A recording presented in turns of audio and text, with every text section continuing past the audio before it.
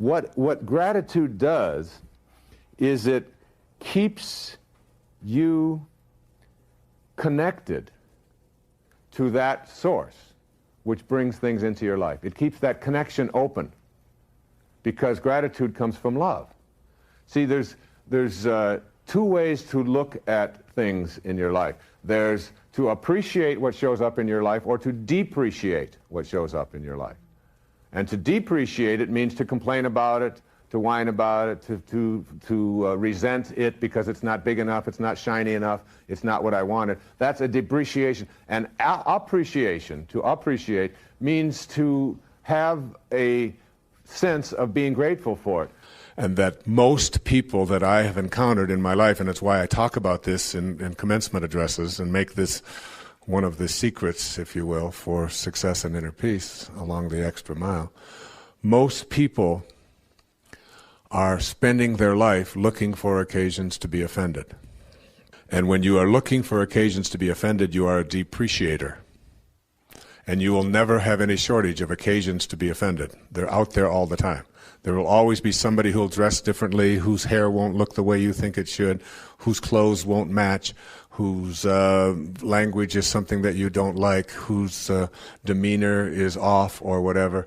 And you'll find that every day, no matter how nice, a beautiful day it might be, there's still a puffy cloud that can come through and ruin it, and they're looking for that. Gratitude, there's a wonderful definition that I use for gratitude.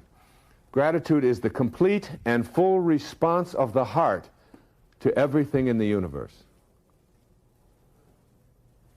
The complete and full response of the heart to everything in the universe.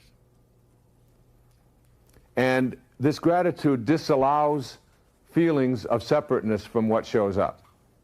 See, resentment or complaining or fault-finding are things that block you, are obstacles to that free flow. They reinforce the idea that I am separate from that and it's not giving me enough.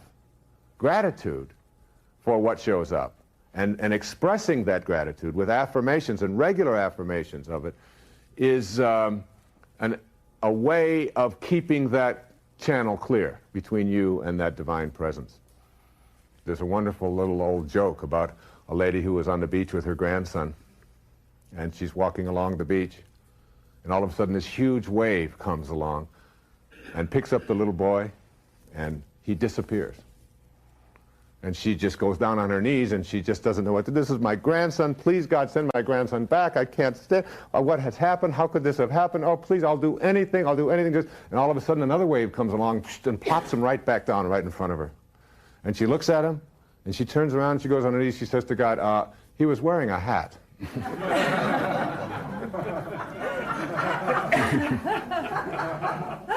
You know.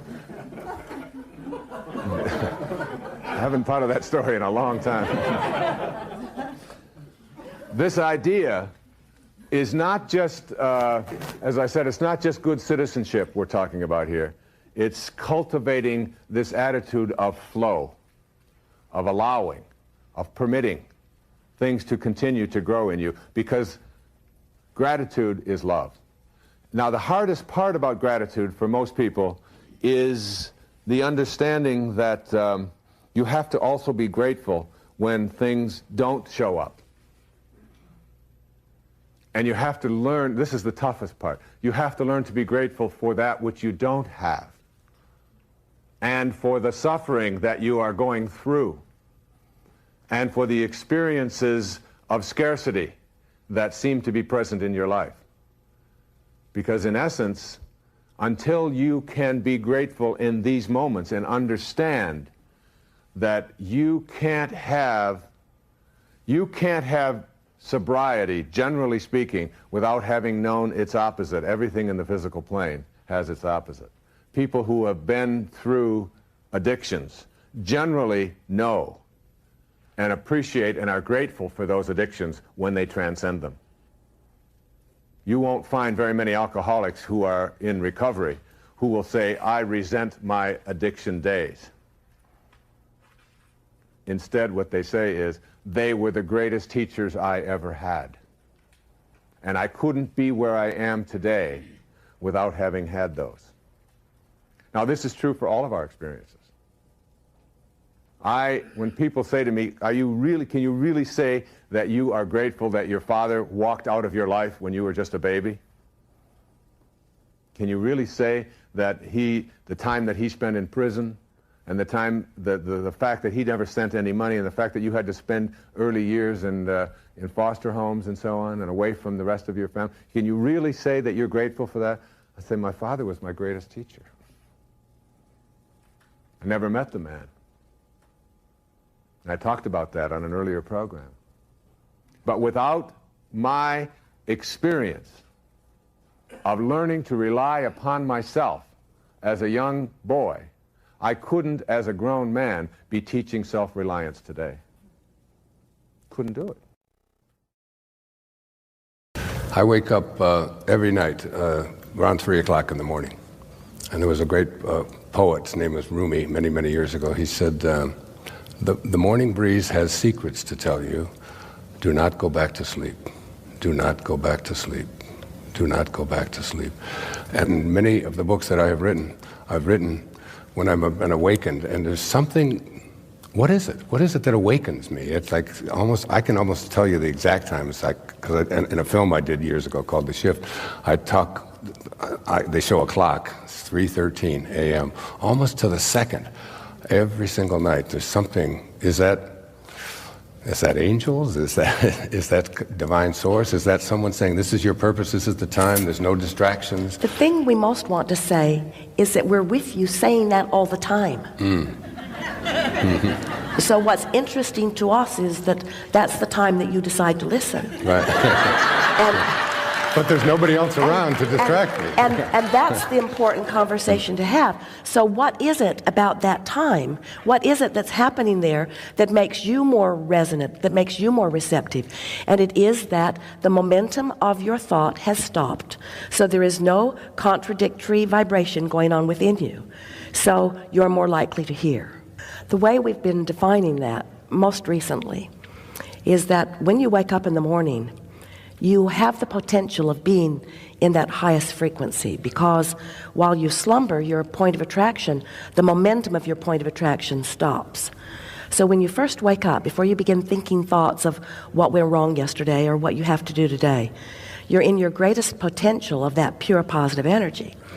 So if you can focus there and allow a little momentum to get going, what happens is it isn't something that just happens, it's something that you focus yourself into being. But when you focus yourself into that, you tune in, is the best way of describing it, you tune in to that source energy consciousness who has always been aware of everything you're doing, but there's a big difference when you tune into it and you consciously are aware of it. In other words, source is there for everyone all the time. We don't need to talk you into that. We're always there.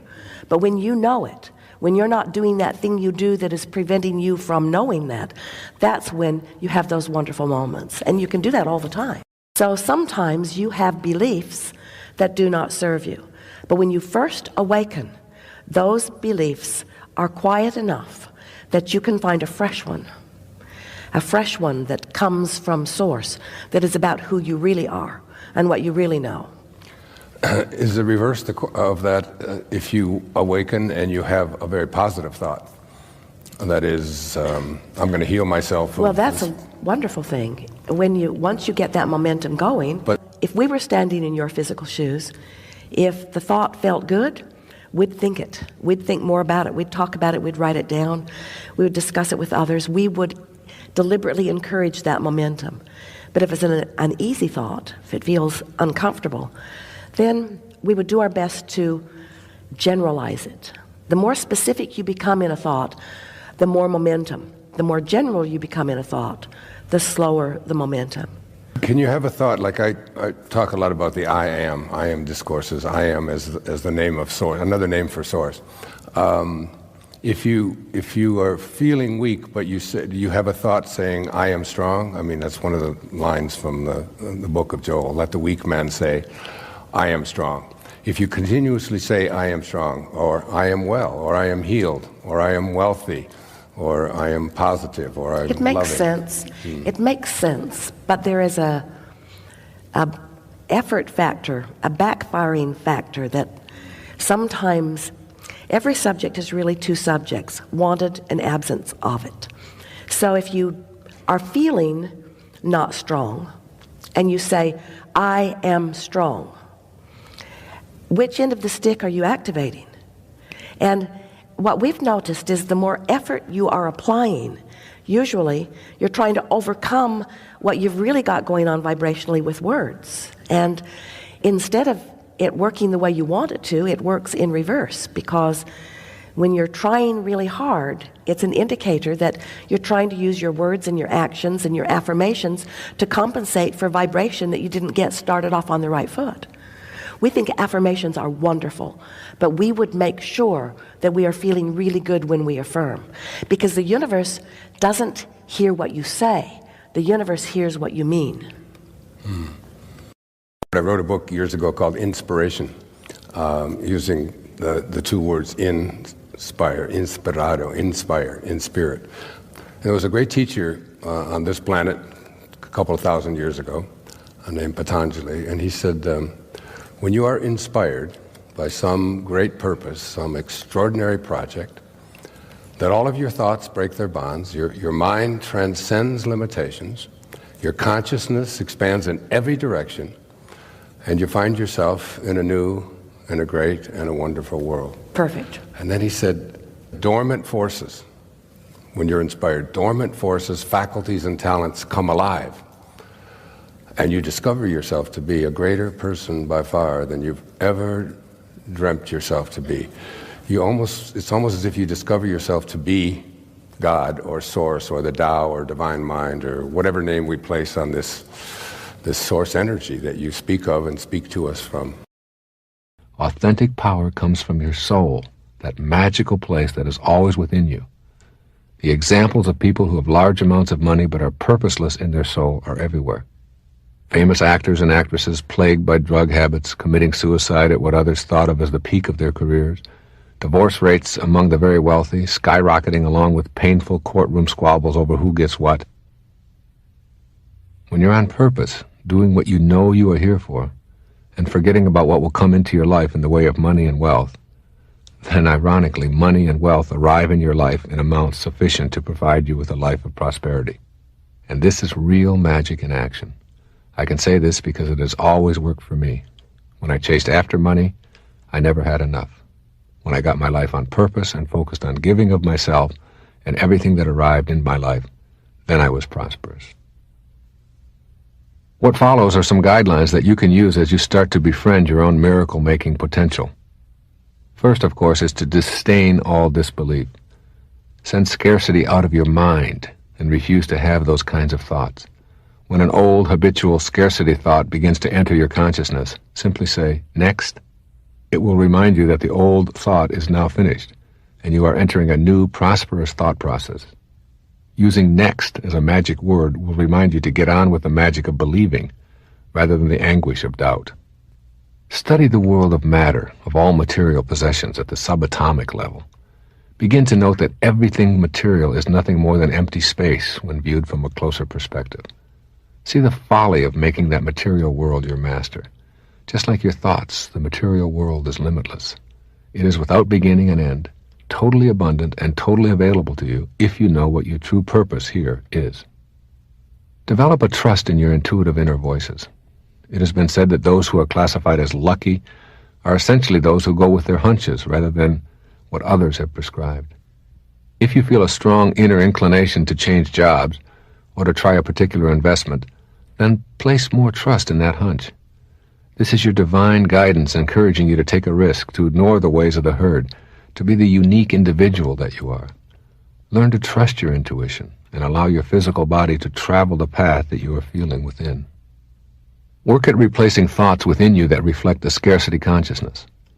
If you elect to constantly tell the world what is missing in your life, and how you can never get ahead, it is because you are in possession of an inner space that believes strongly in lacks. You can replace negative inner slogans with new thoughts that include abundance, plenty, bountifulness, profit, ease, and the like. When you see these thoughts as the way your universe is and process your world in these ways, the words and concepts will be your way of presenting yourself. You will begin to act on the new thoughts, just like you previously acted on the old ones to create your life circumstances. Develop a conviction in your heart that prosperity truly belongs to you. To think about prosperity is a great beginning, but you must make those thoughts that you are entitled to prosperity into actual beliefs. Merely wishing for it is not enough, for nothing will truly be in your life until you reach a conviction within you that it belongs there. Trust in the divineness that you are, and that is the perfection of the universe. Remember, when you trust in yourself, you trust in the wisdom that created you. And obviously, when you doubt yourself, you question that same divine intelligence that brought you here. Surrender and relax about it, and you will know what to do. You no longer have to worry. Prosperity will indeed come to you, and you will be creating it in a magical way. Trust in the miracle that you are, then get on with your life in a purposeful way. Get rid of the polarity that you may have about money. You have perhaps either seen money as God's blessing or as the arch enemy of spirituality. Keep in mind that if your purpose involves providing things that require money for others and for yourself, and if you are uncompromised about your own commitment to your purpose, then money will show up in your life to assist you with your heroic mission. The denouncing of money is a trap. Instead, see it as that which is manifesting in your life to assist you with your purpose. Then stay on purpose, and use that money and any other physical abundance that will begin showing up in your life in larger and larger amounts to fulfill your commitment to your purpose. If money is all that you covet, and you want it for the purpose of gaining power over others, then you will never get enough, because you never get enough of what you don't want. Your goal is in the invisible realm, that place where you do all of your living. Money and other symbols of prosperity arrive in your life to assist you on that path. If you miss the message, you may see lots of money come into your life, and you will also experience it disappearing. Avoid the trap of expecting your prosperity to arrive in your life through the efforts of others. You create your own life of prosperity. No one has to change in order for you to experience your own prosperity. This is an inner game, and you must leave behind your expectations of others. Take responsibility for your own feelings about prosperity, and you will eliminate any and all suffering that you experience in this context. Prosperity is something that I know can be achieved by anyone. If I can experience it coming from my scarce beginnings, then it is hard for me to imagine that anyone else cannot make it happen. You may never have thought of yourself as a person who has genius residing within you. You may have thought that genius is a word reserved for the Mozarts, Michelangelos, Einsteins, Madame Curies, Virginia Woolfs, Stephen Hawkings, and others whose lives and accomplishment have been publicized. But keep in mind that they share the same essence of consciousness that you do. They emanated from the same power of intention as you did. They have all shared the same life force animating them as you do. Your genius is in your very existence, awaiting the right circumstances to express itself. There is no such thing as luck or accidents in this purposeful universe. Not only is everything connected to everything else, but no one is excluded from the universal source called intention. And genius, since it's a characteristic of the universal source, must be universal, which means that it's in no way restricted. It's available to every single human being. It certainly can and does show up differently in every single one of us. The qualities of creativity and genius are within you, waiting your decision to match up with that power of intention. Changing your energy level to access the genius within you. Higher energy is the energy of light, which is a way of describing spiritual energy. The 7 phases of intention are the ingredients of this spiritual energy. When you shift your thoughts, emotions, and life activities into these realms and deactivate the lower energies of the ego, the God force within you begins to take over. It's so automatic that it travels faster than your thoughts. This is why your thoughts about how you did it are so bewildering. The higher energy level actually transcends thought, moving into vibrational harmony with the source energy of intention. As you release ego-dominated thoughts, which convince you that you're doing these amazing things and you are responsible for these unbelievable accomplishments, then you begin to tap into the power of intention. This is where the genius that you truly are resides. I'd like you to consider what may seem like a radical idea. Genius can show up in as many ways as there are human beings. Anything in any field that anyone has ever accomplished is shared by you. You're connected to every being that has ever lived or ever will live, and you share the same exact energy of intention that flowed through Archimedes, Leonardo da Vinci, the Virgin Mother, and Jonas Salk. You can access this energy. At the deepest level, all things and all people are composed of vibrations organized into fields that permeate the entire structure of the universe. You share these vibrations, and you are in this field. The starting point is knowing and understanding that this level of creativity and functioning called genius resides within you. Then begin to deconstruct doubts about your role here. Make a commitment to raise your energy levels to vibrate harmoniously with the field of intention, despite attempts by your ego and other egos to dissuade you. Expanding your reality. Pay attention to yourself in ways that allow the expansion of the infinite possibilities that you're potentially capable of. You may decide, as I have, that repairing an automobile and surfing in the ocean aren't what you're going to enjoy doing.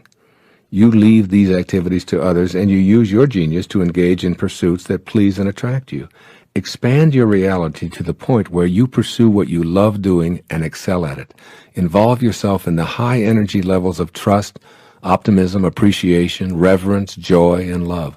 That means love for what you're doing, love for yourself, and love for your genius, which allows you to immerse yourself in any activity and enjoy the process of experiencing it fully. Trusting your insights. The process of appreciating your genius involves trusting those inner flashes of creative insight as being worthy of expression. Never, but never regard any creative thought that you're having as anything other than a worthy potential expression of your inner genius. The only caveat here is that these thoughts must be in vibrational harmony with the 7 faces of intention. Inner thoughts of hatred, anger, fear, despair, and destruction simply don't foster creative insights. The low-energy, ego-dominated thoughts must be replaced and converted to the power of intention. Your creative impulses are real, they're vital, they're worthy, and they crave expression. The fact that you can conceive of them is proof of this. Your thoughts are real, they're pure energy, and they're telling you to pay attention and get that connecting link to the power of intention polished up through living at different levels than you've accepted as normal or ordinary. At these levels, everyone is a genius. Appreciating the genius in others. Every person you interact with should feel the inner glow that comes from being appreciated, particularly for the ways in which they express their creativity. A core theme which strengthens the flow of the power of intention is wanting for others as much as you intend for yourself.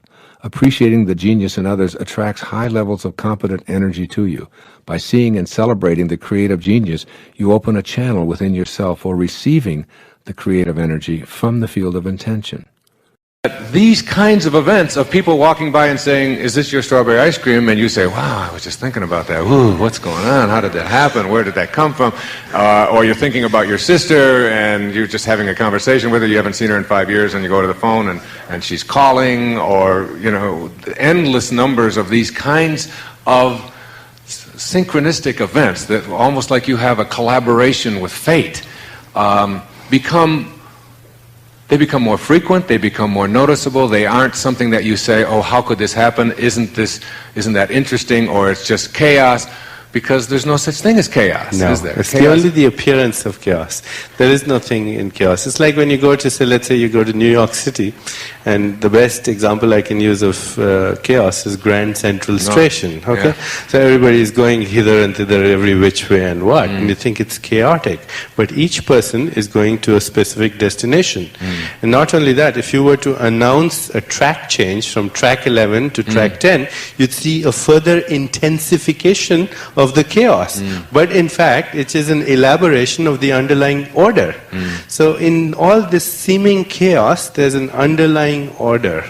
And it's not only that you should go and get flowers wherever you go. The Vedic expression is, when you're in that state, then wherever you go, flowers will bloom.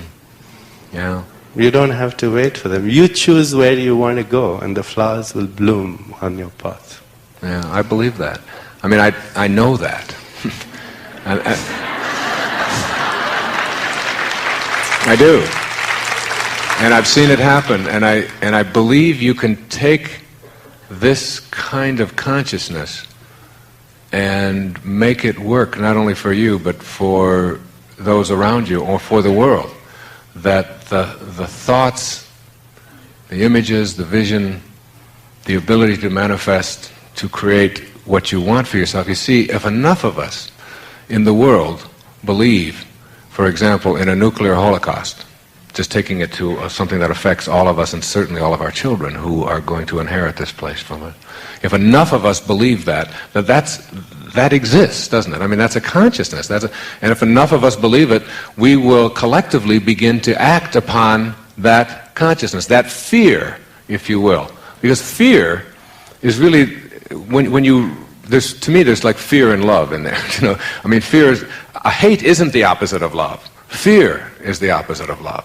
When you eradicate the fear, like if I'm afraid of something happening, an opinion that somebody might have of me, somebody doing something to me that might not, somebody taking my money away from me, somebody, an IRS audit, whatever it may be that is fearful, I'm creating those pheromones that you were talking about, those fearful pheromones. I like that. That could be a rock group. You know, the fearful pheromones. Watch, they'll be on TV tomorrow.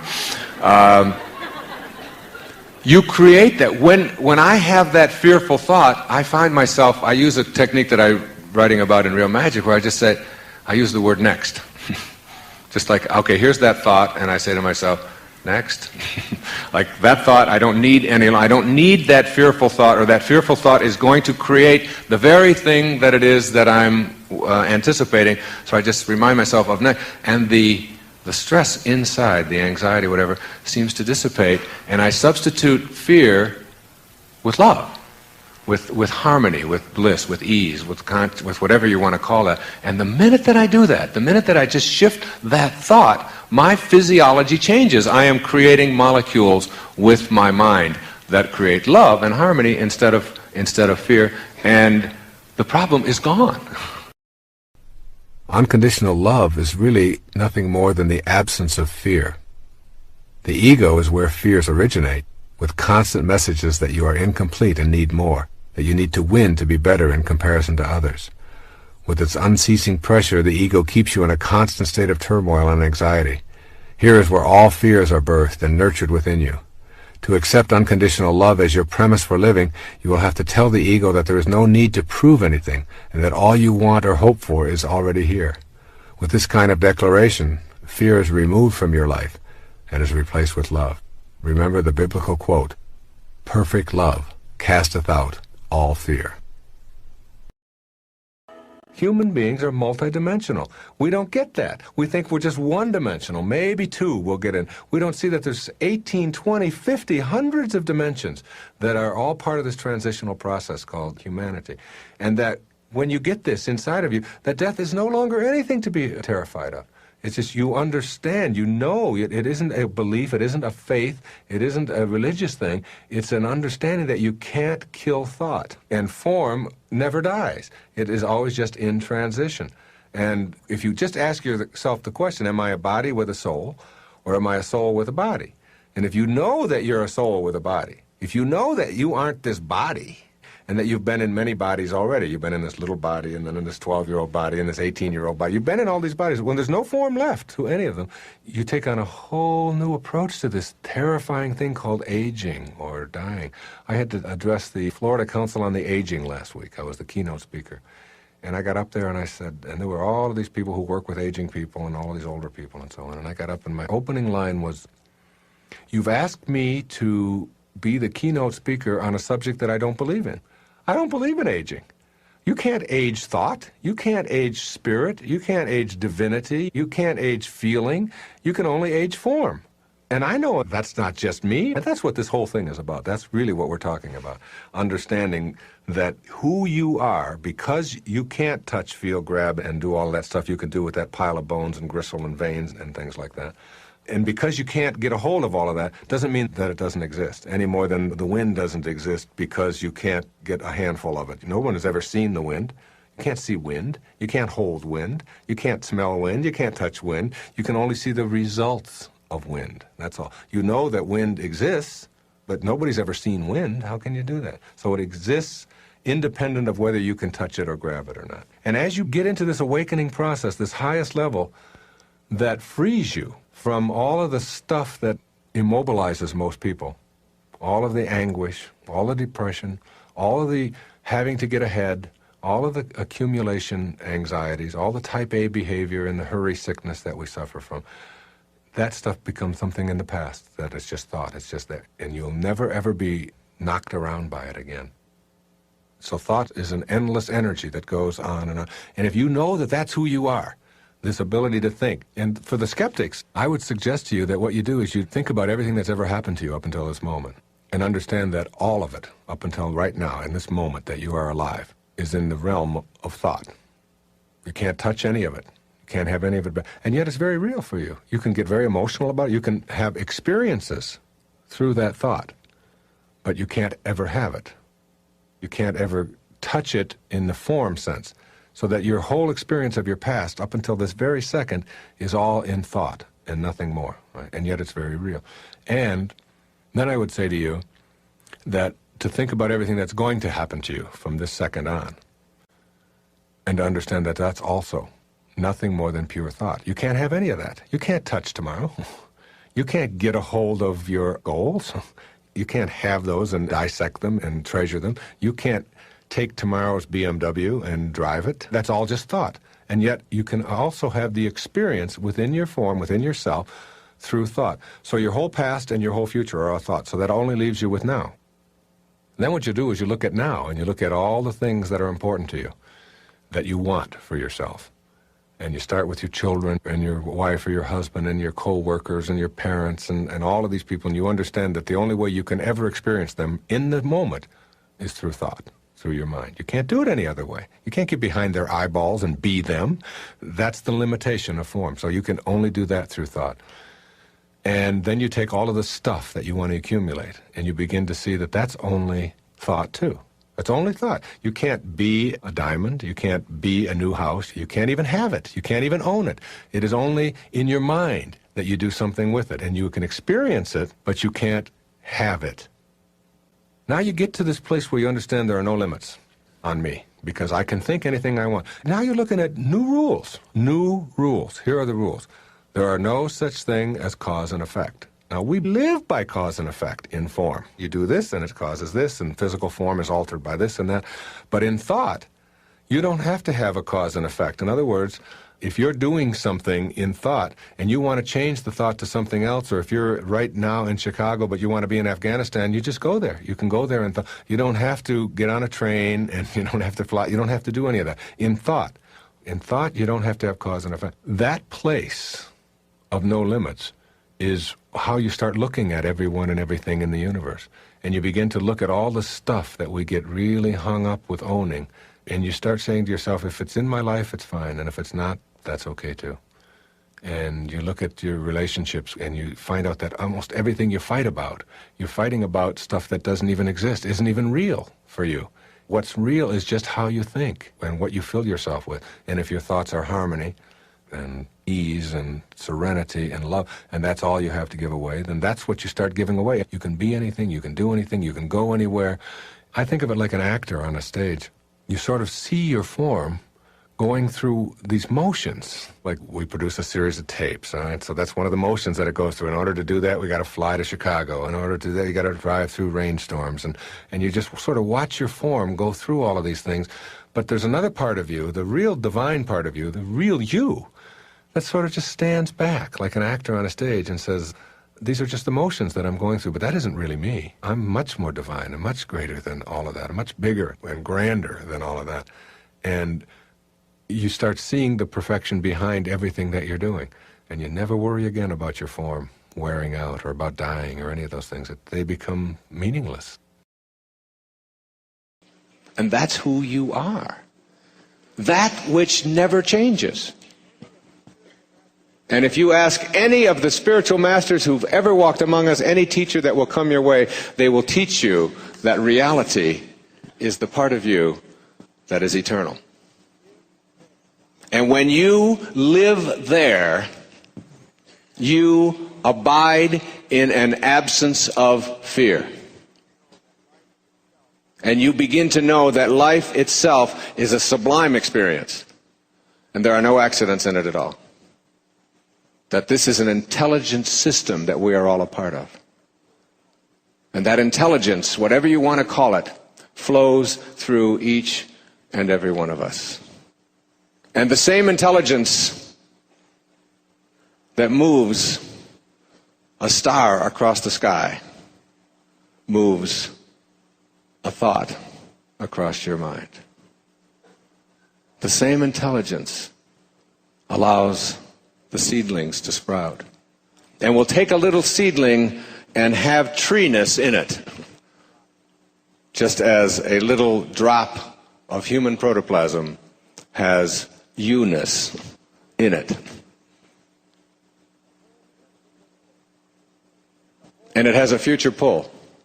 And the whole physical domain is handled in that drop of human protoplasm. When you will show up and when you will leave. It's all in there. The thing that makes you a member of something called higher awareness is that you, unlike a tulip bulb, which has its future pull built into the bulb, you get to decide. You get to decide on the pictures. And you get to determine what your life truly is, not what this garage where you park your soul is all about. And to understand this, go to the poets. We were doing a tour, a backpack thing with my wife and two other couples this summer on Haleakala in Maui, this dormant volcano. And you go down in there and you hike for 3 days. It's a wonderful experience. It's like the closest you can get to being on another planet, I think. Here, it's very silent, and the terrain looks like God has just sort of reached down and placed each object in there. It's a very peaceful, beautiful place. And it's all volcanic dust. And when we got one day in, and we all sat down to do a group meditation, I picked up a handful of this volcanic dust, and I said, would you like to... I used to teach this poetry, and I've written a lot of it myself. And I said, would you like to hear what Emily Dickinson had to say about this in a poem that she wrote in 1914 called A Single Hound? And we all sat around and we meditated, and I held this dust in my hand. And I said, listen to Emily Dickinson, and listen to this, and think about you as the noticer and as that which is being noticed. What you've been watching as you send your body back to nowhere. And what part of you is real and what part isn't. She said, this quiet dust was gentlemen and ladies and lads and girls, was laughter and ability and sighing and frocks and curls. This passive place, a summer's nimble mansion where bird and bees fulfilled their oriental circuit, then ceased like these. Think of this room filled with all of these people here tonight. And think 1,000 years into the future. And listen to her words again. This quiet dust was gentlemen and ladies and lads and girls, was laughter and ability and sighing and frocks and curls. You see, if your primary identification is with this thing called your body, then you are destined to a life of fear. If you know that who you are in a state of heightened awareness is not this raw material, it's as if this organizing intelligence we'll call God has taken all of this raw material and organized it into various levels of awareness. Here are some rocks, here are some plants, here are some animals, here are human beings. All made up of the same stuff. It's not the raw material that separates us from all other life. It's something called awareness. And this heightened awareness that we have a capacity, most of us live our lives at the awareness level of survival. The awareness level of daily awareness in this room, where the animals live, just sort of taking care of their offspring and providing for themselves and planning a little bit for the future and putting a little bit away. And the idea of a higher level of awareness doesn't even enter our consciousness. We're satisfied to survive, except for the fringe dwellers who say, there is a deeper, richer experience of life. I know it. And just because you who are in my life are not on my path, not only are they not on your path, they're not even on an entrance ramp to your path. And they probably won't be. And that's divine too. That's perfect. That's here to teach you to be kind, not to be right. Principle number 1. Be independent of the good opinion of others. There are many well-meaning people in our lives who have ideas about what we should or shouldn't be doing. Relatives tend to be specialists in this area. If we let them guide us with advice that isn't congruent with our inner calling, we'll suffer the anguish, the slings and arrows, if you will, of an uninspired life. Each of us can feel what we're being called to be. When we pay attention, we can hear our own impatient voices coaxing us to pay attention and complete the assignments we brought with us from the world of spirit.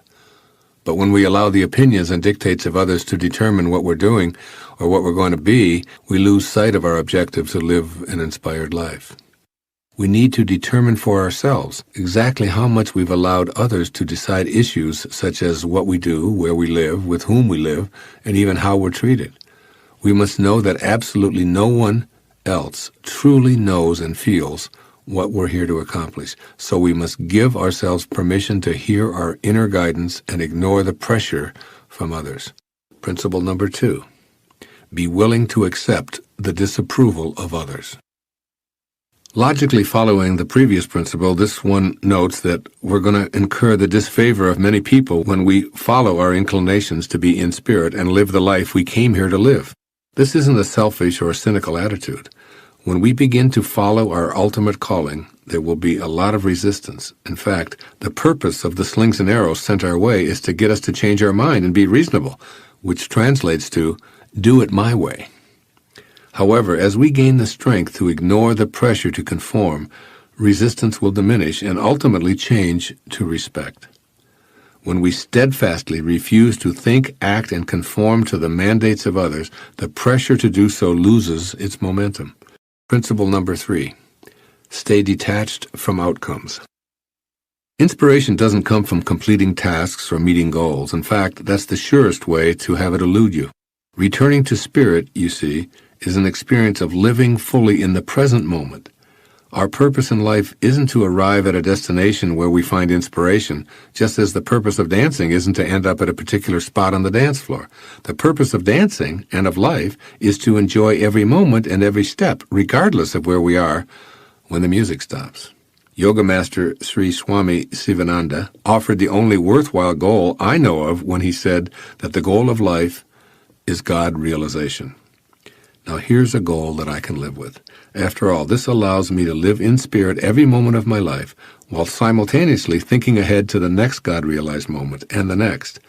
As the great Indian sage Ramana Maharshi once remarked, there is no goal to be reached. There is nothing to be attained. You are the self. You exist always. Now this to me is real inspiration. Principle number 4. Know that we need nothing. No things to be inspired.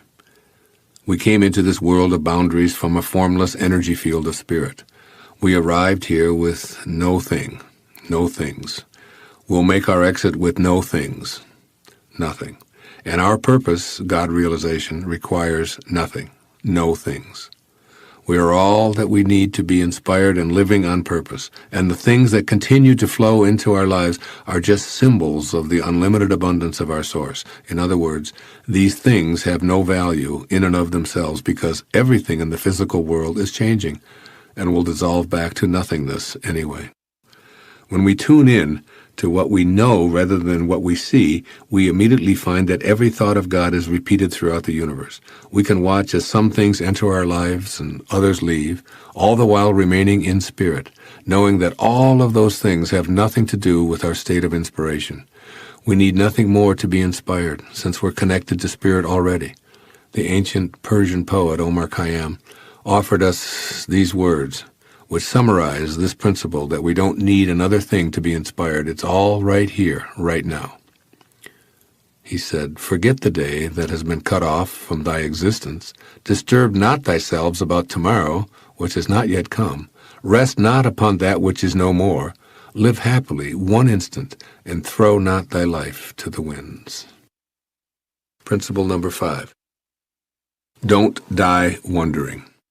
This principle is extremely important in working toward an inspired life because it motivates us to act. After all, we don't want to be full of regrets because we failed to heed our ultimate calling.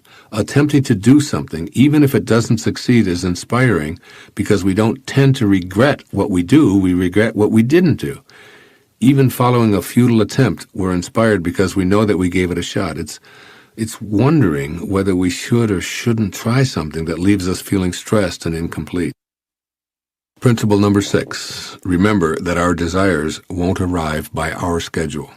There's an ancient aphorism that goes, if you really want to make God laugh, tell God your plans. In essence, this means that all we desire will arrive in our life when and only when we're aligned vibrationally with the energy of our source. Our ego won't be consulted or get to determine the schedule. Creation reveals its secrets when it's good and ready. Our job is to take the focus off of the when and put it on being connected to our originating spirit. Our job is to stop challenging and demanding responses from God and instead be more like God.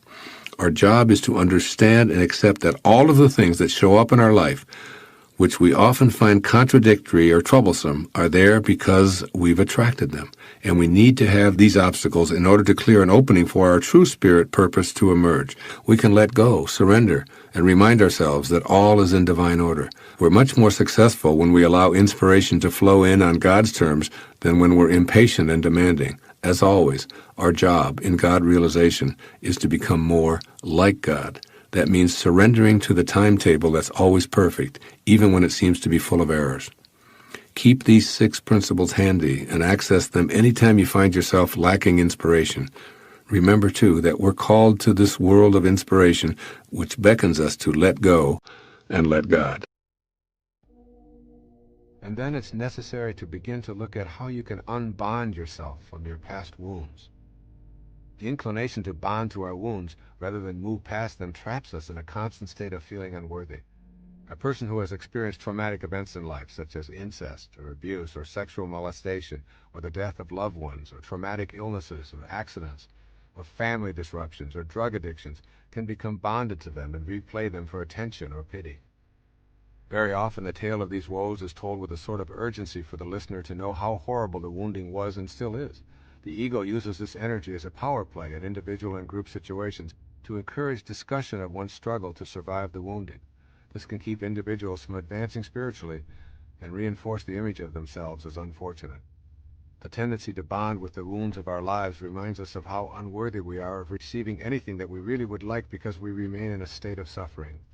The more these painful stories are recalled and repeated, the more we are guaranteed of not attracting our desires.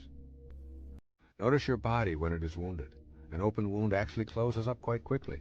Just imagine what it would be like if that wound remained open for a long time. It would become infected and ultimately would kill the entire organism. The closing up of a wound and allowing it to heal can work the same way in your inner world of thoughts.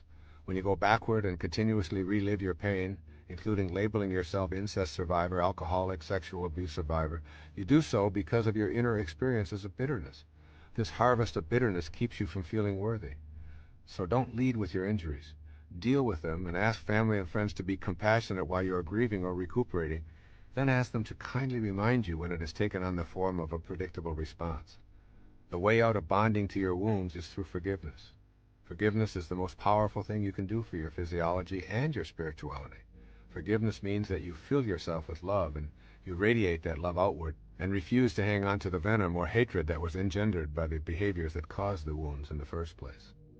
Forgiveness is a spiritual act of love for yourself, and it sends a message to everyone, including yourself, that you are an object of love, and that is what you are going to impart.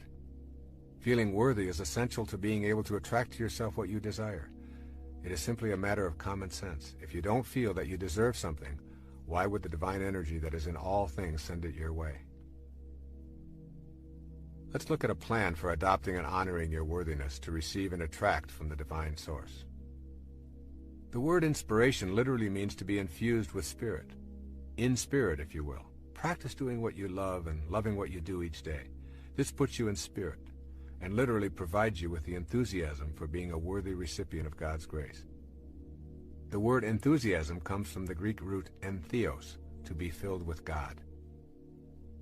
Then make every effort to remove internal habits of pessimism, negativity, judgment, complaints, gossip, cynicism, resentment, and fault-finding from your vocabulary and your inner dialogue. Replace them with optimism, love, acceptance, kindness, and peace as your way of processing your world and the people in it. Then give yourself quiet time each day to erase feelings of unworthiness.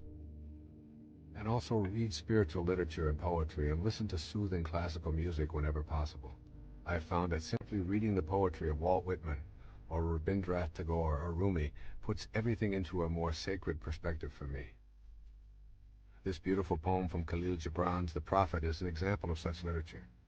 Pay particular attention to the words, "Your hearts know in silence the secrets of the days and nights," and "For the soul walks upon all paths."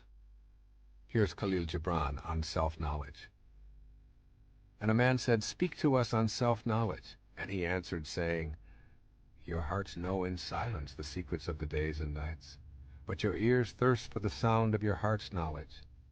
You would know in words that which you would have always known in thought.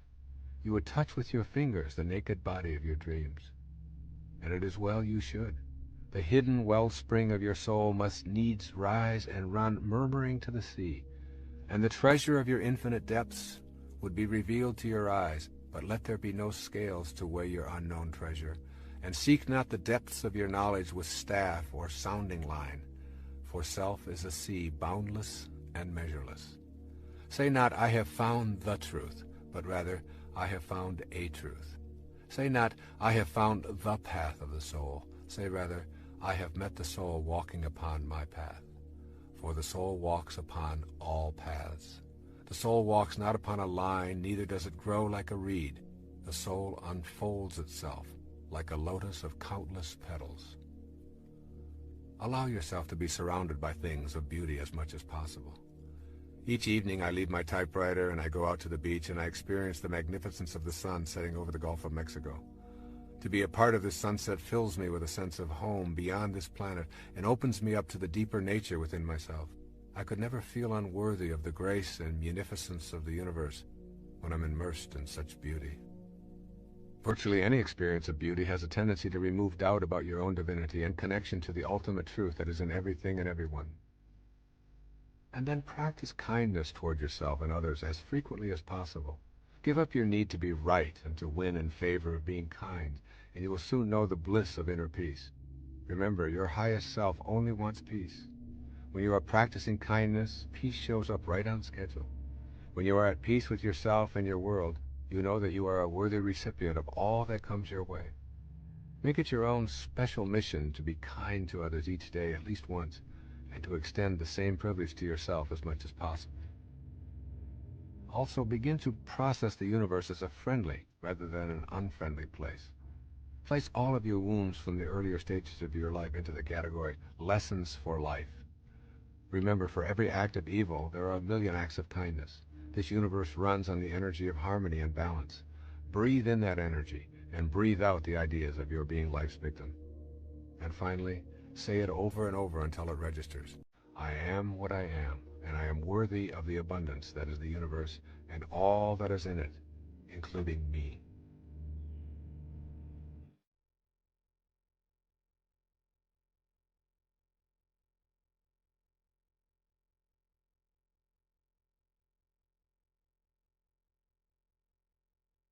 Thoreau said this. He said, if you advance confidently in the direction of your own dreams and endeavor to live the life which you have imagined, you will meet with a success unexpected in common hours. What that means is that success is not something that you can get in life. Success is an inner process. Success is something that you bring to everything you do in your life. It isn't something you get out of what you do. And when you get that, and you learn how to get the junk out and advance confidently, doing what makes the most amount of sense to you based on your inner signals and the one issue of morality, which is you never interfere with anybody else's right to do the same. Each person has their own right to advance confidently in the direction of their own dreams. And when you violate that, you're violating the principle of the universe, the essence of the universe, which is cooperation and harmony. Then success will begin to chase you. And it will come into your life and arrive in your life in amounts that you never dreamt of before. That you never dreamt of. Things will start happening to you that you would never imagine before. I'm working on a book right now that's going to be called You'll See It When You Believe It. And when you start believing in some of these principles, you'll start seeing things that you were blind to for so long. When you were back here in the 2 and the 3 and the 4 and the 5, when you were moving away from yourself, as long as you're moving back towards your universal essence, your harmony with yourself, your cooperation with the rest, things will start happening in ways that you never dreamt of. Jung called it synchronicity. And it's a term that we use to explain how unexplainable coincidences sort of happen in our life. And how come these things happen? I'm going to share a couple of those with you before we leave. The quality versus appearance in your life means that you get that inner candle flame working in a way that gives you quality, independent of what other people think of you. Maslow, in defining self-actualizing, no-limit people, said they are independent of the good opinion of other people. Of the good opinion of other people. Independent of it. They're so busy advancing confidently, doing the things that make sense, and bringing success to changing their baby's diaper, and bringing success to weeding their garden, and bringing it to the job. They bring it on the airplane so that when they run into somebody who is rude to them, a stewardess that is rude, they don't see it as an attack on them. It's just where they are, and they send them love. Help them a little bit, you know? They're kind. When somebody wants to get in on the freeway, and they're one old temptation when they were on the 1 to the 6 side was to say, oh yeah, nobody's getting in front of me, I'm getting there first. It's like, they slow down a little bit. They don't have all that type A stuff of having to beat somebody else and having to defeat somebody. It's a new way of being. It's a way of quality where your harmony allows you to cooperate, and you are a part of what this whole thing is about. New way of being, quality rather than appearances. Instead of looking all your life for achievements and externals, try living your life on knowledge for the sake of knowledge. Knowledge instead of achievement. For the sake of knowledge. Being in a context in which you don't have to collect a lot of merit badges. You don't have to collect a lot of awards and other people's value judgments. That you go to school or you go out into the world or you read or whatever it is you do because it makes sense to you, not because of what somebody else is going to put on a transcript or where you're going to appear in a class list. We're in an achievement-oriented society, which tells us that we evaluate and judge a human being based upon how many achievements he has. But most of the people who get caught up in that trap and are always in this circle of trying to get ahead, trying to always get ahead, their reward for that almost always is higher blood pressure, ulcers, early deaths, and even things like cancer we're beginning to find out are related to the kinds of stresses that we have. And remember, it's a perfect universe. There's no stress in it. There's only people thinking stressful thoughts. And when you put that pressure on yourself to always achieve and get ahead of the other guy, you miss what it's really all about. There's nothing wrong with goals. It's falling in love with them that's the problem. It's not being able to be flexible and alter them. If you have a goal to get here, to get $100,000 in the bank, to get to this promotion, to get 2 cars in your garage, to whatever it is that your goal is. And you're on your way to that, and you're always working at the goal. All of this stuff on your way to the goal is called striving, and that's what you learn, striving. And striving is a very low-level place to be. When you get to your goal, because all you've ever known is striving, you will just always suffer from this disease called more. You will just upgrade your goal to $200,000, 4 cars, and 2 houses, and another wife, and a younger one, and all of these kinds of things. If you have a goal, and you understand that every step along the way is a present moment to enjoy and to live, then the goal won't become any obsession. I don't have any goals in my life. People ask me, where are you going to be 5 years from now? What are you going to be doing? What's next for you? I remember what Lincoln said, who to me was like the greatest person who ever sat in that White House. He said, I never had a policy. He said, I just tried to do what made the greatest amount of sense each and every day of my life as I sat there as the President of the United States. And I think there's something really significant in that you don't have to get it all planned out and follow a certain pattern and do it a certain way. If you just sort of trust your inner instincts and go with that and live each moment, the goal stuff will all take care of itself. But if you're sacrificing and pushing your life aside and suffering on your way to trying to get someplace, you'll never get there. It will always elude you, because once you get there, you'll just have to upgrade it. And that's because that's all you'll know. Nowness is that purest form of sanity, living in this moment and enjoying it. And all the rest of it will sort of work its way out. And you've got to understand the 7 words, I think, that were most important ever strung together came out of Proverbs in the Old Testament. As you think, so shall you be. As you think, so shall you be. Now, it doesn't say, as you be, so shall you think, even though that's how most of us run our lives. Those words are really all-out crucial, because once you get it and understand that what you think about is what expands, as you think, so shall you be is what rules the universe. Once you know it, not just believe it, but once you know it, then you start getting real careful about what you think about. Real careful. Because all of those thoughts, all of those doubts are the things that will manifest themselves into your life. Now, it's real simple matter to shift around and begin to pay attention first to the spirit, the invisible side of you, and secondly, to the physical part of you. Most of us don't do that. And it's such a simple matter. I can give you just like a real brief example of how it works. Most of us are as you be, so shall you think kinds of people. So that when things happen to us in the physical world, whatever they may be, we allow our inner world to be affected by them.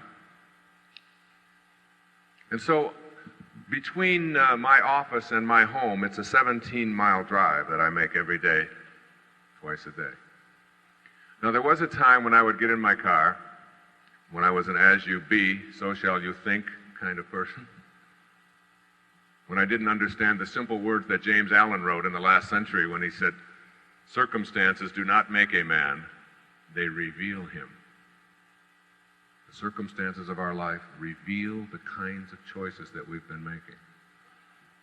And I used to get in my car and drive to my home, and depending upon how the traffic went, or whether there was construction, or whether there were delays, or whether there were difficulties, or struggles, or problems, I would then allow my mood at home to be determined by that. And then I learned how to shift that, and how to first begin to visualize in my mind what it is that I wanted this trip to be like for myself. And I do this every day now before I get in the car. I get a picture of how it's going to be in the next half an hour. Very peaceful. It takes me about a minute and a half. 2 or 3 deep breaths. This is going to be a peaceful, wonderful trip home. I'm not going through any yellow lights. The little lady who drives that 1977 Cadillac in the left-hand lane. She's had the seat removed from her car. She sits on the floorboard and you can just see this little head sitting up there. She has signed an oath to drive around aimlessly, delay me. She's in divine order. She's exactly where she belongs. I'm going to bless her today instead of being mad at her. I'm going to understand that this is a perfect universe and that it's all in order and that I don't have to rush. And if there's construction, it's supposed to be there. There's no accidents. There's no accidents. And I'm going to take my time and I'm just going to be very peaceful all the way home. As you think, so shall you be. And then I get in the car, and there she is, sure enough, about 2 miles from the house. And I waved, and I thank you for being here. If I were to try to go around you like I used to, I would probably have a head-on collision, or there's an officer there to give me a traffic ticket or whatever. I bless you for being there. And I get home, and I don't go through any lights, any yellow light. Don't rush, don't change lanes. Very peaceful. And I get home at the same time every day. Same time as I used to, only I'm now allowing myself to understand a very simple premise. How we perceive something within ourselves, in the environment within us, how we perceive it can literally take the things that are going on inside of us and alter them and change them. Can you imagine that? So it's like a whole new way of thinking. As you begin to more and more harmonize in this way, what happens is that you start elevating your thoughts so that the habit of how you think becomes more harmonized rather than a polarity with what you want to attract. It becomes harmonized with it, and it becomes your natural way of how you think all the time. What has come to become really clear to me in the last few years of my life is that there really are two selves within each and every one of us. Muktananda called the ego, the part of us that has edged God out, EGO, edged God out, the false self. And the false self is this part of us that is not authentic. It is the ego. This false self is the part of us that is always trying to win, trying to own things, trying to prove itself. We send our kids off to school and we tell them, be ahead of everybody else, win, no matter what, and so on. And they have a tendency to believe that who they are these bodies, even though the body they're in is going to change and you'll never be able to find it again. And then there's within each and every one of us a higher self. And this higher self is really the soul. It's really the spirit. It's really God. But these two selves are sort of constantly they're not at war so much with each other, but there's this battleground that we have within us. I'll give you an example of it in my own life. Somebody on the internet, a guy named Watkins, has put out a list, because there's lists for everything. The 100 most spiritually influential people alive. And they put out this list, 100 people. And they rank from number 1 to 100. And I'm on the list. I'm one of the, yeah, thank you. Not only am I on the list, but I am, according to this list, and they've got all this criteria of how you get on this list, I am the 3rd most spiritually influential person alive. How about that, huh? So the spiritual part of myself, my soul, the higher place within myself, says to me, this is not relevant. You're not any better than anybody else just because somebody has put you on a list. In fact, you shouldn't even know about that list. And perhaps the people who are most spiritually influential aren't even on that list. and don't even want to be on the list because they don't care about those kind of rankings and comparisons and so on. But then there's the ego over here that says, what do you mean number 3? Well, what's going on with that? And who are these people who are more spiritually influential than you? And how are you going to take them down? So there's this sort of constant thing about it shouldn't make any difference. Who I am is the same as everyone else. We all come from the same place, and we all return back to the same place. But then the ego says, let's see, the 2 people ahead of me on this list, one of them is Eckhart Tolle, but he had Oprah. And she's only number 8 on the list anyway. So, and he got on there every week, and that's not fair. So, and then there's the Dalai Lama. And I figure Eckhart and I maybe can get together and take the Dalai Lama out of this thing. Or maybe I should align with the Dalai Lama. And anyway, the ego is doing this number on us. But there's also the part of us that is divine. And this is the place that I'm addressing here in this program. There's a quote from Joel Goldsmith. Joel wrote so many great books. A Parenthesis in Eternity was one of them. And this is what Joel said. He said, then there are those who reach a stage in which they realize the futility of this constant striving and struggling for the things that perish, things which after they are obtained prove to be shadows. It is at this stage that some persons turn from this seeking for things in the outer realm to a seeking for them from God. And that's who you tuned into today on this program. I have left this pursuing things and money and fame and winning and being better than others. It's taken me a while, but it has been a powerful journey. As a matter of fact, I had said to my ex-wife, I said, can you imagine? Did you ever in your wildest dreams, could you ever have imagined that you would be married to the 3rd most spiritually influential person alive? And she said, they didn't call me when they made that list. And she said also, I don't want to upset you, dear, but you're not in my wildest dreams. I said, well, all right. So moving to this higher place is really understanding that in the 2nd chapter of Wishes Fulfilled, I call it the higher self.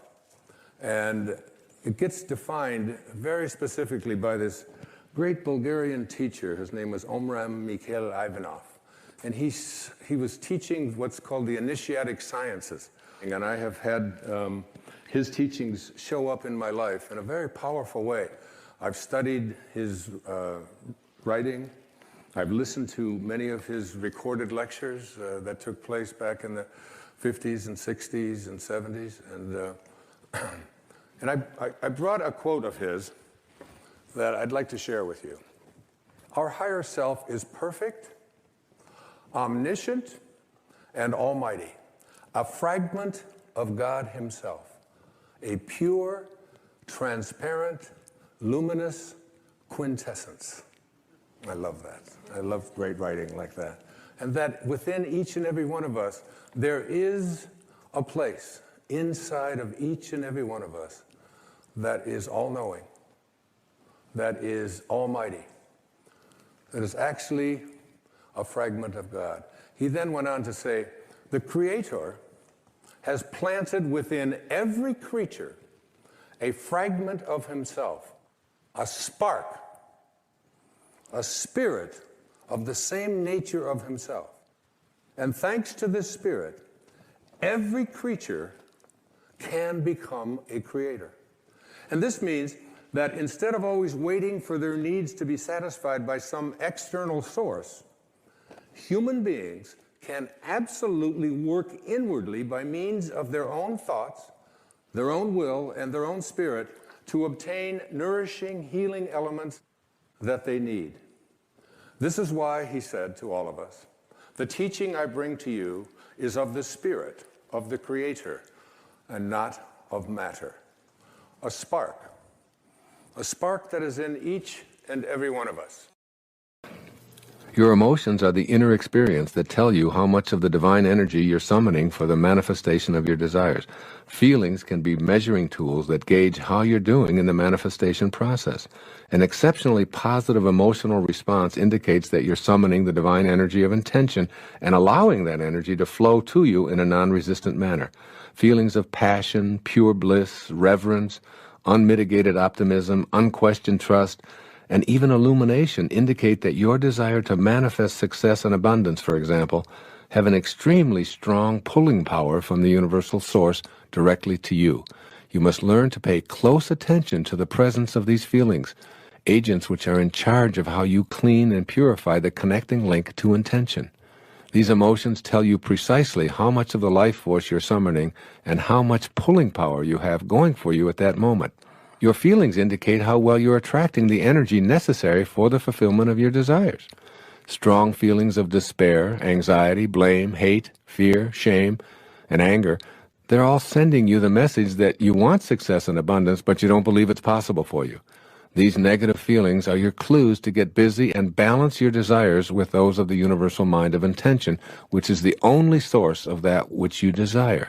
Negative emotions tell you that your pulling power from intention is weak or even non-existent. Positive emotions tell you that you're connecting to and accessing this power of intention. Concerning abundance, one of the most effective ways to increase that pulling power from intention to you is to take the focus off of dollars and place it on creating abundant friendship, security, happiness, health, and even high energy. It's here that you begin to feel those higher emotions, which let you know that you're back in the match game with the all-creating source. As you focus on having abundant happiness, health, security, and friendships, the means for acquiring all of this will be flowing directly toward you. Money is only one of those means, and the faster your vibrational energy around abundance radiates, the more money will show up in significant amounts. These positive feelings as indicators of your pulling power for success and abundance will put you into an active mode for co-creating your intentions. I'm not suggesting that you just have to sit around and wait for everything to fall into place. I'm suggesting that by declaring, "I intend to feel successful and attract prosperity," your emotional energy will shift and you'll act as if what you desire were already true. Your actions will be in harmony with the faces of intention, and you'll be provided with what you are rather than attempting to be provided with what's missing. Monitor your emotions as a guidance system for your connection to the universal mind of intention. When you're experiencing low-energy emotions of rage, anger, hatred, anxiety, despair, and the like, that's a clue that while your desires may be strong, they're completely out of sync with the field of intention. Remind yourself in these moments that you want to feel good, and see if you can activate a thought that supports your feeling good. Develop an attitude of gratitude for all that manifests into your life. Be thankful and filled with awe and appreciation, even if what you desire hasn't arrived yet. Even the darkest days of your life are to be looked on with gratitude. Everything coming from Source is on purpose. Be thankful while empowering your reconnection to that from which you and everything else originated. The energy that creates worlds and universes is within you. It works through attraction and energy. Everything vibrates. Everything has a vibratory frequency. As St. Paul once said, God is able to provide you with every blessing in abundance. Tune to God's frequency, and you will soon know it beyond any and all doubt. Remember that your natural state is joy. You are a product of joy and love. It's natural for you to experience these feelings. You've come to believe that feeling bad, anxious, or even depressed is natural, particularly when people and events around you are in low-energy modes. Remind yourself as frequently as necessary, I come from peace and joy. Anytime I'm anxious, stressed out, depressed, or fearful, I've abandoned my natural state. make a conscious choice to select a thought that will activate good feelings. I urge you to choose your thought based exclusively on how it makes you feel rather than how popular it is or how well advertised. Ask yourself, does this new thought make me feel good? No? Well, how about this thought? Not really. Here's another. Ultimately, you'll come up with one that makes you feel good, if only temporarily. Your choice might be the thought of a beautiful sunset, the expression of the face of someone that you really love, or a thrilling experience. It's only important that it resonate within you emotionally and physically as a good feeling. Spend some time observing babies and vow to emulate their joy. You didn't come forth into this world to suffer, to be anxious, fearful, stressful, or depressed. You came from the God consciousness of joy.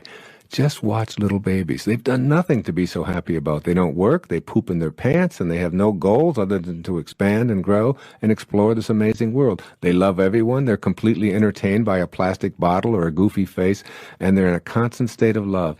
Yet they have no teeth, no hair, and they're pudgy and flatulent. How could they possibly be so joyful and easily pleased? Because they're still in harmony with the source that intended them here. They have no resistance to being joyful.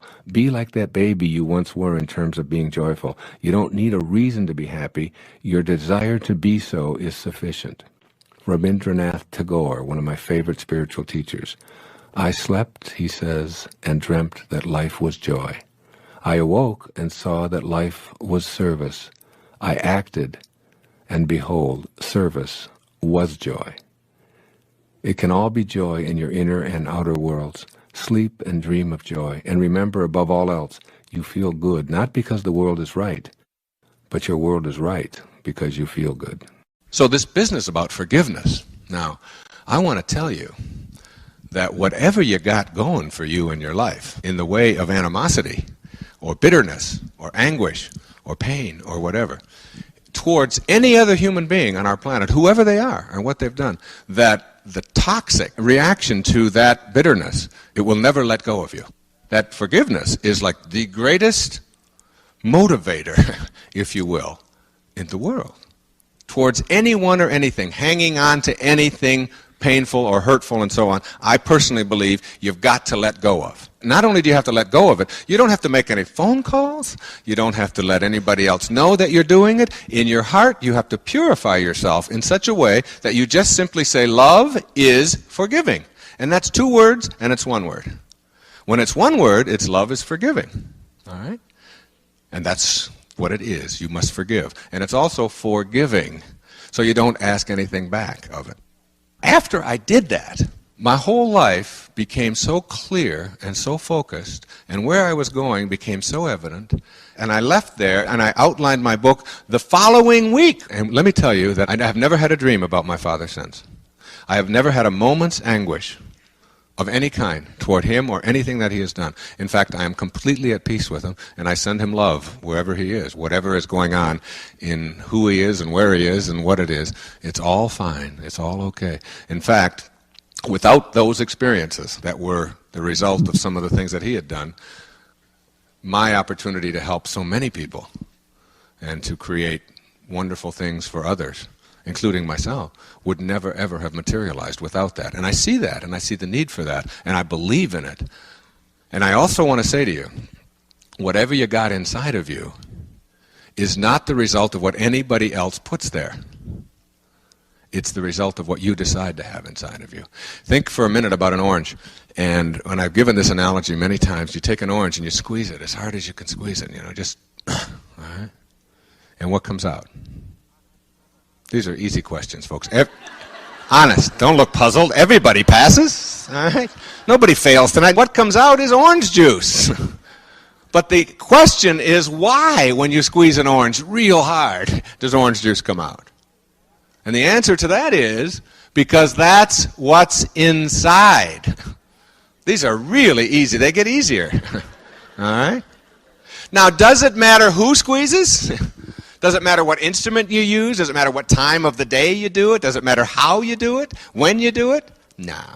When you squeeze an orange, what comes out of an orange is what's inside. When you squeeze a person and put pressure on a person of any kind, and anger and hatred and stress and tension and depression come out, it isn't because of who is doing the squeezing or when they do it or how they choose to do it. It's because that's what's inside. And if you don't have it inside, it can never come out, no matter who you're living with. No matter how tough it may seem to you. And when somebody cuts you off on the freeway, and you're mad as hell and going to get even with them, and you're going to get up in front of them and slow down and make them see what it's like, it isn't because they cut you off that you're so upset. It's because that's what you carry around inside. And when you stop carrying that around inside, nothing that anybody does can upset you. No one can make a fool of you without your consent. Eleanor Roosevelt. No one can depress you. No one can make you anxious. No one can hurt your feelings. No one can make you anything other than what you allow inside. You see, my evolution has brought me to the point of understanding that each human being on our planet must take total responsibility for his own inner development, for his own inner development. And our inner development is something that we ignore a lot as we progress through this whole ladder of life. And I think of a metaphor. The metaphor is like a candle, and the candle flame that is burning inside of you. All right? Now this candle flame, if you take a candle and walk out of here this evening and you see raindrops falling, it'll blow out your candle, and the wind will blow out your candle. There's all kinds of things that are going to happen outside of you that you have absolutely no control over to blow out your candles. Your candles are getting blown out all the time. We have an inner candle flame that must never flicker, though the worst goes before us. And that's perhaps the highest place we can get to in our lives, is to understand that what our own inner development symbolized by that candle flame must never change, must never even flicker. It is our responsibility, not only for ourselves, but for our children as well, to raise them to believe that whatever is going on inside of you is entirely up to you. You own it. It is yours. Everything you need to have total happiness and fulfillment and success and love in your life, you already have. You already have it right now. Wherever you are, whoever you are, you have it right this minute. Just a matter of deciding to believe that. A woman asked me one time, what are the blocks to my happiness? She said, what are the blocks? I want to know the blocks. I said, the belief that you have blocks. You believe you have blocks. As soon as you believe you have blocks, you create the need to have blocks. And now you want to find out what the blocks are. There are no blocks out there. If you send them all away, stop believing that you'll have blocks. Then you stop looking for the blocks, and you stop defending the blocks, and you look for something else. People tend to blame circumstances for their unhappiness. They say, someone close to me is sick, and that makes me unhappy. And I said to them, no, that doesn't make you unhappy. Someone else close to you is sick, that cannot make you unhappy. And they say, well, how is that possible? What do you mean? They're sick and I'm unhappy and they must be making me unhappy. I said, no, supposing that same person was sick and you didn't know about it. You just didn't know they were sick. Could you be unhappy? Well, of course not. How could I be unhappy about something I didn't know about? Well, they were sick. Their sickness didn't cause you to be unhappy. Their sickness existed independent of you. It's when you find out about it and process it and think about it in a certain way and you say, oh, that shouldn't be happening. Oh, that's awful. Or oh, that's my friend. Or that's my mother. Or those things shouldn't be happening to me. People don't want to take the responsibility and say, I am making myself unhappy by what I see in life. Now, you may not want to be joyful about someone close to you being sick, but you have to be responsible for what's going on inside of you. My job was to teach people how to find methods to be able to manage their emotions more effectively. I now believe that you have to be the method. Okay? There is no method that you can find. You can't rely on a method any more than if you're overweight, you can rely on a diet, or if you're smoking, you can rely on a cure or hypnotism or some kind of thing external to yourself. Or if you want to be religious, you can't rely on someone else to do it for you. It's that being that is the big difference. I believe I was directed to help people to understand that they have greatness within them and not to fear that greatness. That the reason people are not good at getting what they want out of life is not so much that they don't have the skills or the abilities, but in fact they don't think that they deserve it. Or if they do think they deserve it, they're afraid of it because it's bigger than I am. And there's a truth out there in the universe someplace, however it works, and I'm studying this now for some books I'll be writing in the future, that says you are not going to get it all. You are it all. You are not going to find happiness. You are happiness. You bring happiness to what you do in life, rather than trying to get happiness out of what you do. Big, big difference between those two premises, because you're not searching for happiness anymore when you have it within you. I always tell people I'm not in the pleasure business. Right? I'm in the happiness business, or the joy business, not in the pleasure business, even though pleasure's great. The distinction I make here is that when you become enlightened, you begin to find happiness in the absences of pleasure in your life. You can find happiness in that. You can embrace your colds, if you will, your headaches or your backaches or whatever, as opportunities. Rather than saying that if I don't have all pleasure, then I can't be happy, what you say is, I am happy even with the things that I don't like that are going on in my life right now. So you learn to find joy in those and embrace those things rather than trying to always send them away. And the suffering that you're experiencing, if you just stop right now and look at your payoffs for it and why you continue to do it, you will see that your suffering comes from wanting the world to be different than it is, or wanting somebody in the world to be different than they are. And when you stop that, when you just accept rather than want, then your suffering has to go out the window with it. And this is not to say that you can't desire things. You don't even have to say you can't want things. You can certainly want anything. But to need it for me to be happy must go. To understand what we're talking about here, you must understand that bringing happiness to something is very much different than trying to get it out of something. And when you are bringing it to something, then you always have it. When you're looking for it, it will always elude you. Always. It seems to me that I have always known this, and that I came into this world knowing that you become what you think about, whether you want it or not. I was really very blessed. I lived in an orphanage until I was 10, in a series of foster homes, with my older brother, but he was sick quite a bit. He was very anemic, and I used to have to help him as a young boy. He was 16 months older than I was, and this was when I was 4, 5, 6, and 7, and so on. I can remember whenever a new child would come to the house, they would always say, "Go find Wayne." And I would be out in the back. They had orchards there, and this was no hardship. This was no difficult thing for me. This was a great blessing, I think, in my life. Those earliest days. And I can remember a girl named Martha came, and they were dropping her off for basically the same reasons that we were dropped off there. And they said, "Go find Wayne." And I came and I started talking to Martha, and she was crying, and she was all upset, and she was sad, and I was trying to convince her that she didn't have to be sad, that this was, and I remember saying to her, "This is a great place, there's no parents here.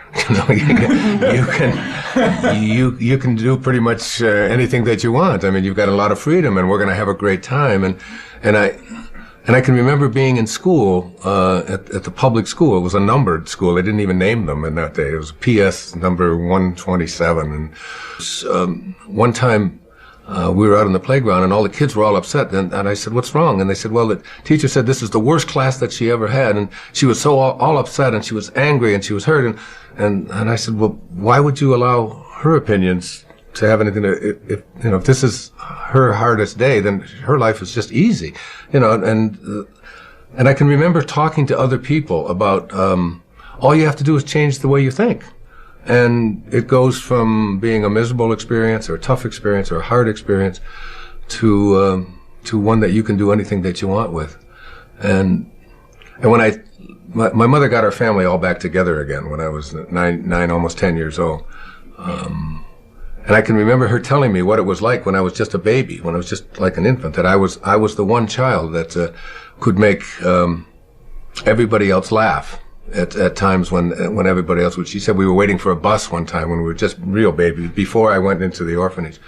And she said a car came by, and it was in Detroit, and there was all this slush, and and we all went flying down. Everybody had dirt on them and dirty snow, and we were laying in the ground, and everybody was crying. And she said, you were and upset and mad because our clothes were wet and so on. And she said, you just stood up and said, this is great, isn't this wonderful? Look, we don't have to do this, and we don't, just turning it into something positive. It's like, so the ability to be able to do that was something. I can't remember a time in my life when I didn't know that if I really went to work on how I thought, that things just didn't have to be bad. I was the richest kid in the orphanage. I've talked about that many times in my lectures. That a snowstorm was a time we had two snow shovels at the home, and one of them had the edges all curled up from hitting the curbs, and you couldn't make any money with that one.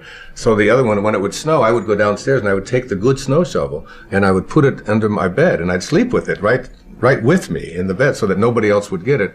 And I would get up before everybody else got up, and I would go out and I would just shovel everybody else's snow, shovel their walk. And then later on, and I just go knock on the door and just tell them that I shoveled their walk. And some would say thank you, and some would give me a dime, which doesn't sound like much, but that's about $3,000 in today's money.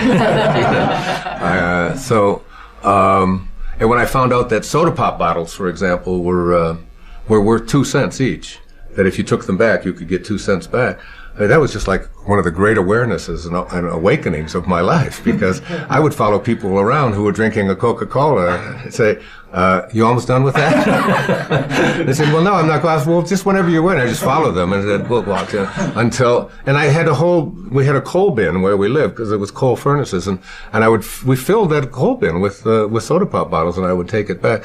It was just always easy to change, and all the other kids would be not having any money and complaining about not being able to have abundance or be able to have some level of being able to buy themselves like just a little donut or a Pepsi Cola or something. They couldn't figure it out, and it always seemed so easy to me that all you had to do was just look around and see the opportunities in anything, and it had nothing to do with whether there are opportunities there.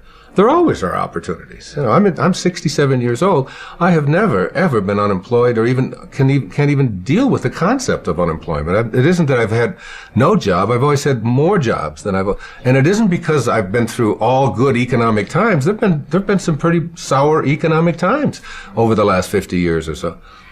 I just have never known how to think any other way than, if you change the way you think about things, you can create whatever it is you want for yourself in your life. It's just a simple knowing. I mean, I've made a living talking about it. I've written lots of books about it and so on, but I have always lived it and practiced it, and I still do today. Spiritual is a way of being. It is a lesson that most people haven't learned, because we think of things as religious as being spiritual. To be spiritual to me means to be connected to the source from which all things emanate. And that doesn't just mean that you go around and do things in a positive, religious, nice way. It means that you are spiritually connected on a vibrational level. So that if you look at the source from which all things come, and if you had magical binoculars that you could just sort of tune into and see what it looks like and what it feels like and what it sounds like. What it sounds like this. It says, this source says, I am the source of all material and spiritual worlds. Everything emanates from me. What it looks like love, it looks like kindness, and mostly it excludes no one and no thing. And so when you have an organization or a thought that excludes some and includes others, which is what almost all organized religion does, it really deviates from the source energy that I'm speaking about here, because source energy and spiritual are the same. So that every thought that we have that says, I get it but you don't, I'm better than you are, I'm number one and you're number two, you live on that side of the river, I live on this side of the river, therefore I am entitled to something and you're not. Anything that excludes is non-spiritual. So all we have to do is think, One of the great teachers in India many, many years ago, around the time of Christ, even before, was a man named Patanjali. And he said these words about spirituality. He said, "When you are steadfast in your abstention of thoughts of harm directed towards yourself or others, all living creatures will cease to feel fear in your presence." So all you have to do is be steadfast. That's what the great spiritual masters all gave us. It's like when people ask me, well, are you a spiritual man? I say, I fluctuate. There are times when I just am the most giving and loving and creative and kind and focused on God human being as I can be. But there are other times when I lose it. There are times when I get frustrated. There are times when I possibly think of myself as, having accomplished so many things, so my ego gets in the way and so on. But when you're steadfast and you never have thoughts that separate yourself from others, and when you never exclude anyone, and when you are no longer having thoughts of harm of any kind, and that means thoughts of judgment directed towards yourself or others, then all living creatures, and that's why St. Francis, for example, would have living creatures would no longer feel anger or hatred in his presence. Can you one day get to the level where you don't fluctuate any longer? Even the least among you can do all that I have done, and even greater things. I mean, that's just right out of the scriptures that all of us have within us, because there's not a human being on this planet who isn't connected to Source. The fact that, when you go to bed tonight and you look at your fingernails, you know that tomorrow morning they're going to be just a little bit longer than they were the night before. But you don't go to bed and say, I got to really work on these fingernails. I got to grow them tonight, and I got to beat my heart, and I got to grow my hair, and I've got to digest my food. There's a force, there's a source in the universe that is doing all of this for you, and all of us came from that source. And then we forgot. We forgot, and we took on these egos, and these egos say that who I am is what I have and what I do and what other people think of me, and who I am is separate and better than other people and separate from God. All you have to do, you see, Course in Miracles puts it this way. It says that being spiritual is not about learning new things. It's about remembering.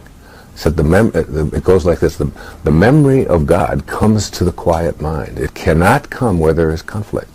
A mind at war with itself remembers not eternal gentleness. What you remember is who you are, for you must be as God created you. And then it says, be done with this madness and return to the quiet remembrance of God. It's just about remembering. It's about going back to where you came from, living from that perspective, imagining what that source is like, seeing it as a vibration and energy, and reaching for thoughts that vibrate more in harmony with that energy. That's all it takes. When we're born, a ladder, Rumi said, when you are born, a ladder is placed before you to help you to escape from this world, to teach you that you're in this world, but you're not of this world. And you're always moving toward this place of, and at the top of the ladder is this thing called divine love. And it's always a movement toward that. And many times, the rungs on that ladder are rungs that are tough, are what you call crises, But in fact, they are great, great teachers. I haven't had alcohol in my body in 25 years. I don't look back on the days that I did drink or do drugs and so on as anything other than just tremendous teachers for me. They were probably one of the most important decisions I ever made in my life, and I was never even an alcoholic. I quit drinking because my teacher in India said, if you want to reach your highest maximum potential, you'll have to live a life of total sobriety, because you're destroying brain cells when you put alcohol into your system. And you came here with big dharma. And if you want to fulfill that dharma, you have to keep your brain, where it's always growing instead of where it's always deteriorating. And that was the day I just decided that I wasn't going to do that. I've been through divorce. I've been through being left. I've been through cancer. I've been through a heart attack. These are all, every single one of those, like every advance that you make in your life, is almost always preceded by some kind of a fall, some kind of a, it's like when I always give the example, when I was in high school, I was on the track team. I was the high jumper on the track team. Now, I didn't jump very high because I'm white. And white men don't jump, and they even made a movie about it, okay? But anyway, so the way that you get over the bar is you run up to the bar as fast as you can, you get down as low as you can. And in the process of getting down low, you generate the energy to propel yourself over the bar. That's how and the lower you get and the faster you go, the more energy you can generate that way. You propel yourself to a higher place. That's sort of a metaphor for everything in life. If you are in a place of crisis, and you're in a place of where you're low and down and hurt, that's almost always means that you're going to have a spiritual elevation. You're going to move yourself to a higher place. That will give you the energy to propel yourself upward. And I've just always believed that now stay in a place of gratitude for everything that comes along. And instead of, I've always said there are 3 ways to reach enlightenment, okay? One is enlightenment through suffering. So with enlightenment through suffering, what you do is you have a experience. Let's say you did a lot of drinking, or you were carousing, or you, whatever it may be, you were sickly or whatever, and then or somebody breaks up with you and so on, and then you suffer, and oh my God, how did this happen, and why did I do that, and why did she leave me, and how could that have, and then you go through like 10 years. So that's a 10-year chunk of your life where you're suffering, and ultimately you get to this place where you finally, and almost everyone will tell you, about that crisis. When I look back on it, I realize that it was what allowed me to get to a higher place. So that's one way. The second way is enlightenment through living in the present. That is, when a crisis comes along, and you find yourself upset or hurt or whatever, instead of waiting 10 more years of suffering, what you do is you stop yourself right in this moment and you say, what can I do about, what do I have to learn here? How can I get down on my knees and be thankful to God for this opportunity which is being presented to me, and so on. So you're taking a hold of it in the present moment, which is what I do now with any crisis that may show up in my life. Is I just say I don't have any more 10-year periods. You only get so many of those, and then it's checkout time. So it's so now it's like you get a hold of it right now. And you say, what do I have to learn from this? Like I've been suffering with this neck thing for 7 or 8 months, but every day I'd say thank you for it, and how much that it has taught me to be more compassionate toward people who live in chronic pain, for one example, and so many others, to be less judgmental, to say, to find the place within me where I can heal myself and so on. So it becomes an impetus for my growth. That's the second way to enlightenment. Now the third way to enlightenment is where you want to get to, and that's where you can get out in front of the crisis before it arrives. And you can see it coming. And you know that if you can play it out you can play out the whole dialogue in advance. So that you're in an argument, whatever, with your spouse or whatever, and you know that she says something, and normally your way of reacting is, well, then, all right, if you think, I'm going to make me wrong, then I'm going to make you wrong, and if I say this, and you play out the dialogue, if I say this, then she's going to say that, and then I'm going to say this, and then she's going to say, then I'm going to do this, and then I'm probably going to walk out, and I'm going to be pissed off for a while, and then, it's like, and you play out, but you do this instantaneously. And you stop and you say, honey, that's a good point. You're right about that. I'll really give it some thought.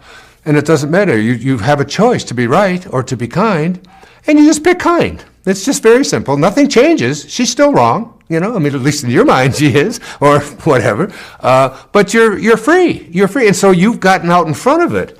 And you can go through life living peacefully and in grace by, instead of suffering and instead of struggling in the present moment to figure out what the problem is, you just start seeing that stuff coming, so that when you're walking down a street and across the street you see someone that might be dangerous, or this might be a situation I don't want to be in, instead of going over there, and even potentially creating some kind of, you just say, well, you know what, I just think I'll just walk around this way, and you've avoided it all. You don't even have to deal with it. You don't have to get your macho ego involved in it.